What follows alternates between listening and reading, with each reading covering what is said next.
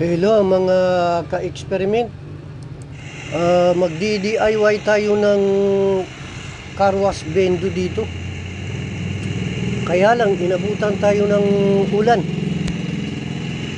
Hapon na kasi ito mag-aalas 5 na ng hapon.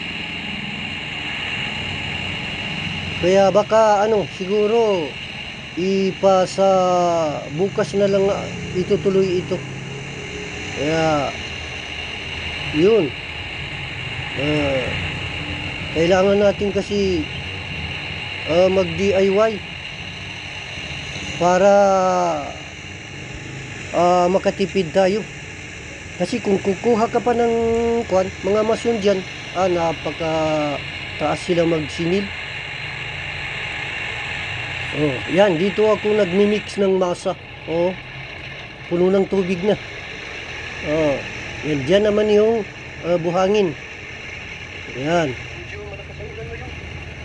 Yan. Kailangan natin na mag-DIY.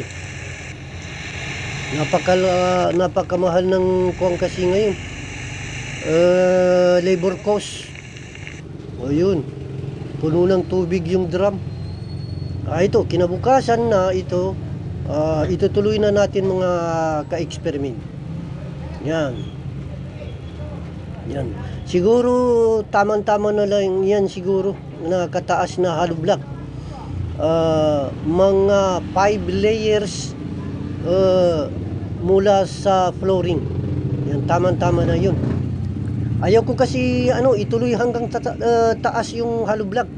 Kasi mainit sa loob. Hindi makapasok yung hangin. Kaya ang ilagay natin dyan ay cyclone wire. Para true and true yung hangin. Tuloy-tuloy. Kaya sa ganun na paraan, hindi mag-init yung loob ng car wash natin. Di ba? Yan sa mga yang ginagawa ko na yan, tamang-tama yan sa dalawang car wash bendo machine yan. Yeah. Para at least kung mayroong magkasabay, magkasabay rin sila mag-car wash. Lalo na sa mga motor. Yan. Yan. Kaya kailangan natin mag-DIY kasi sa panahon ngayon napakataas na ng labor cost. Kaya naman natin, kaya tayo na lang gumawa. Yan, kunting tiyaga lang.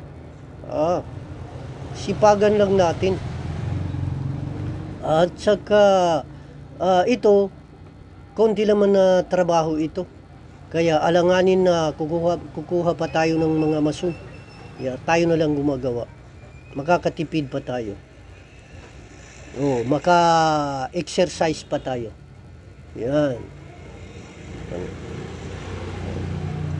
Kailangan ang DIY. Actually, yung hindi pa yan natapos na building, yung building na yan, DIY din yan. Magmula sa footing, yung mga bakal, pati na yung dowel niya, ako na talaga ang nag-DIY yan. Kasi nagtitipid tayo. Wala tayong masyadong halaga. Kasama na yung bakal ng column na yan. DIY din yan. Pati na yung bakal ng beam dyan sa taas. At saka yung canopy na yan, may bakal din yan. Para mating lang siya. Yan. Kaya ang ginagawa ko, pagkatapos ko mag-DIY dito sa bahay, dito sa city, yan, tinatransport ko doon sa project, doon sa site. Para yun, pagdating doon, yan, isasalpak na siya, bubuhusan na siya. Yun, napakadali doon. Yan. Ganun din yung column. Yun. Pagkatapos ng column, na DIY na mga bakal, yun, tinatransport uli.